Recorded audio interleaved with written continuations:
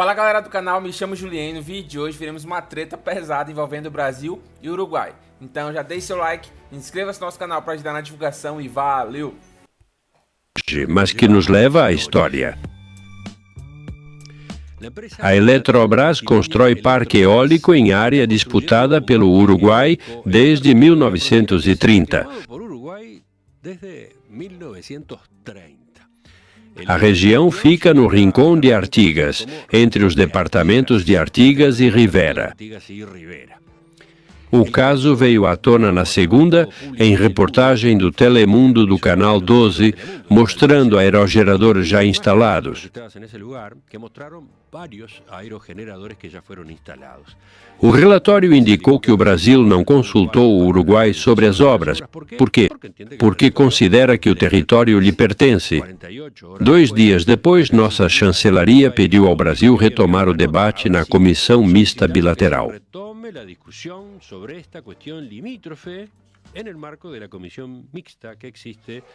O texto do Itamaraty destacou que o Uruguai não reconhece a soberania do Brasil nessa área e alertou que obras numa zona disputada podem ferir o direito internacional. A chancelaria expressou preocupação pela falta de consulta prévia. Argumentou que o assunto merece tratamento bilateral, não decisões unilaterais. A Telemundo ouviu Edson González Apeire, especialista em direito internacional, que relembrou detalhes históricos dessa disputa. Houve um erro dos demarcadores ao traçar a fronteira acordada por Andrés Lamas em 12 de outubro de 1851. Confundiram o arroio Limbanada com o arroio Maleco. E pelo direito internacional, se houve um erro, deve ser corrigido. Pergunto aos nossos ouvintes, quantos lembram dessa disputa de fronteira entre Uruguai e Brasil? Bem, também posso perguntar como esse fato consumado será resolvido agora. Quem começa? Alejandro, vamos lá. Lembro quando era estudante no colégio, o professor nos falava disso. Era surpreendente, pois era um cantinho pequeno lá, bem... Não tão pequeno, mas são uns 20 mil ou poucos milhares de hectares. Para o Uruguai, que é pequeno, é pouco, e para o Brasil não é nada, óbvio. Isso nos lembrava como o professor era nacionalista, apegado às tradições anti-brasileiras, já que a história mostrou que o Brasil, sempre que pôde, nos tirou um pedaço de terra e insistia nisso, que quase ninguém sabia.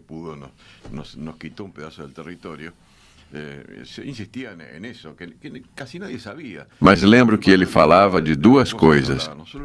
Falava não só do Rincón de Artigas, mas de uma ilha em frente à Vila União, a ilha brasileira. São 2 lugares.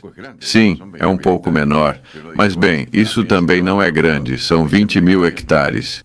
Alguém diz, se fosse meu, seria ótimo. Mas 20 mil hectares não é praticamente nada. De qualquer forma, essa história, pelo que sei, vem de muito longe, não é? Como González Lapierre disse na gravação, é algo que remonta a meados do século. Sim, meados do século XIX, por volta de 1850, quando fizeram a demarcação conforme os tratados, houve alguns protestos, não muito insistentes, por parte do Uruguai em diferentes momentos.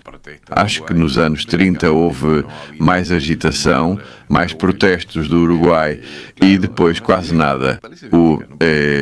Claro, os brasileiros, parece mentira, não? Para o Brasil é nada, como se fosse uma quadra para o Uruguai, o território em disputa.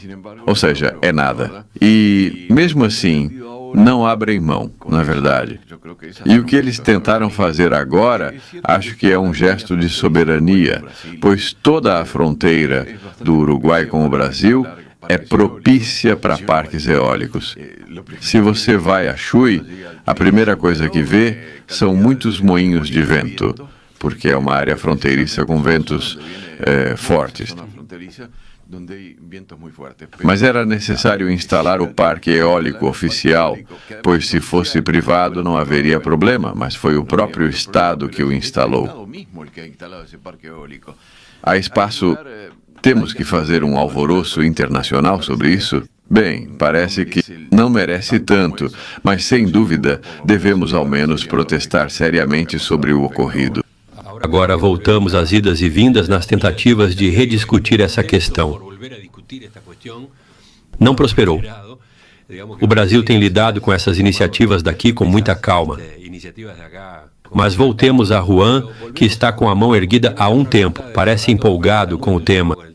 Bem, o Brasil sempre roubou nosso território. Parece que a ambição deles é insaciável, de nós e de toda a América Latina. Começou com o Tratado de Tordesilhas. O Tratado de Tordesilhas foi o primeiro acordo de fronteiras que... O primeiro tratado de limites, não, a primeira divisão do mundo. A primeira divisão do mundo entre Espanha e Portugal. Era uma linha, um meridiano que passava pelo meio do Atlântico, que estava perfeitamente definido. Então, não satisfeito com isso, ou seja, com Portugal, neste caso não era o Brasil, mas era Portugal, que era a pátria original, ele conseguiu um século depois, para correr a linha do Tratado de Tordesilhas mais para a América, mais perto da América, porque de acordo com o Tratado original de Tordesilhas, praticamente não tocou nenhuma parte da América.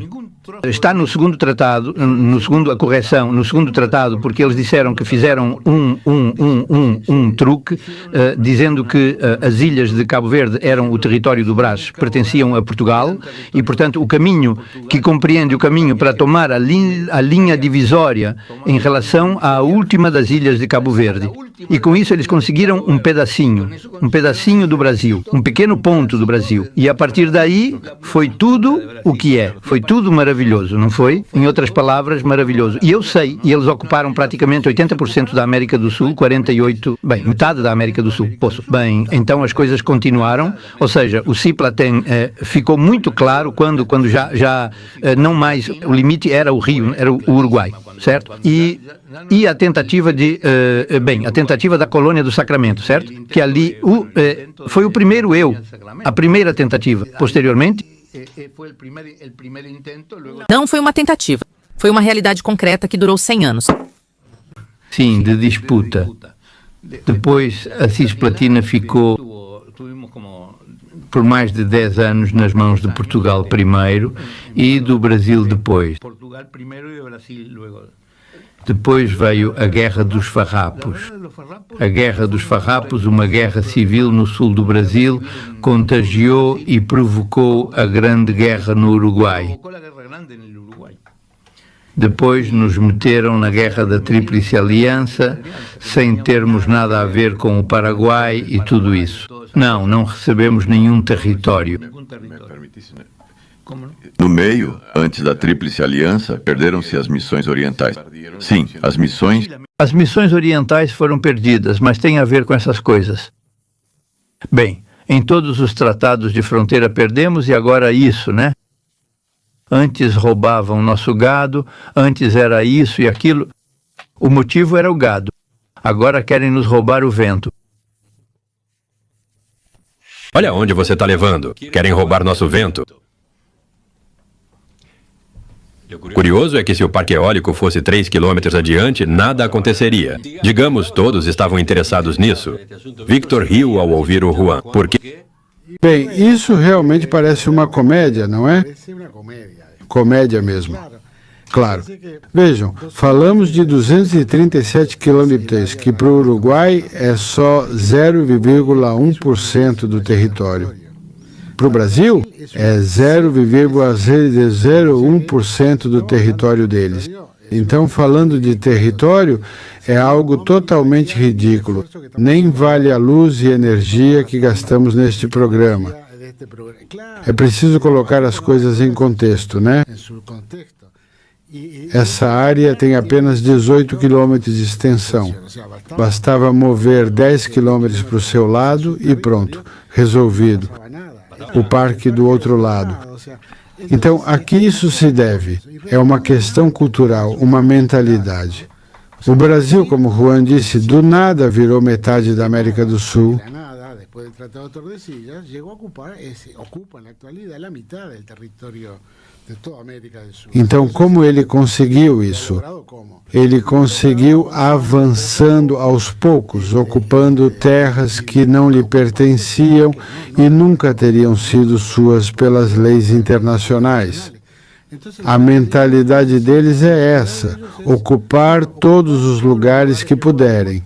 Obviamente, o Uruguai não pode resistir ao que o Brasil decidir fazer. Não pôde fazer nada com as missões orientais, uma área muito maior e importante, usada como moeda de troca na Convenção de Paz. Cedemos isso, mas em troca, Brasil e Argentina nos davam a independência. Esse tipo de coisa sempre aconteceu. Tínhamos esquecido, claro, porque não vale a pena lembrar, né? Na primeira presidência de Sanguinetti, os brasileiros fundaram um vilarejo, Albornoz, acho, com 30 casas. Só para dizer, estamos aqui, isso é nosso, e isso é a mesma coisa. A última vez que o Uruguai apresentou uma nota formal sobre Rincón de Artigas foi em 1988, no governo Sanguinetti. O que aconteceu? A Embaixada do Brasil respondeu um ano depois, em dezembro de 1989. Como assim? Pedindo mais informações. O Uruguai enviou os detalhes em outubro de 1990. E depois disso, nada mais. Ou seja, respondeu-se, deu-se a informação. E do outro lado, silêncio. Olha, esse investimento no parque eólico não é brincadeira. São 2,5 bilhões de reais, uns 500 milhões de dólares, mais ou menos.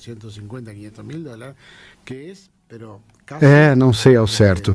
Na verdade, o valor não está na terra, mas no que foi instalado nela. Poderiam ter colocado em outro lugar e funcionaria igual, não é? Além disso, é do governo, Vitor. Por isso mesmo, é um investimento oficial, não de um particular que... Com o som. Ou seja, é definitivamente uma provocação. Não há outro nome para isso. Antes de passar a palavra a Márcia, situo isso no tempo. A iniciativa deste parque eólico começou em 2021. Então foi durante o governo Bolsonaro, né? Mas Lula assumiu no início de 23 e a obra seguiu. Apesar dos gestos de Lula ao vir a Montevidéu, logo após assumir, reunindo-se com Lacalipó e anunciando projetos binacionais que o Uruguai pedia. Bem, isso continuou em silêncio. É um mistério como ninguém reagiu, né? Como ninguém ficou sabendo. O fato é que agora isso é um fato consumado. O que parece inacreditável é que 3 anos depois do início das obras, nós, como país, só então percebemos o que estava rolando. Eu acho que, sei lá, ou é um lugar realmente invisível, porque, Márcia está certa quando diz que... Não falo do Itamaraty assim, mas ele disse algo parecido, que a diplomacia brasileira é formidável.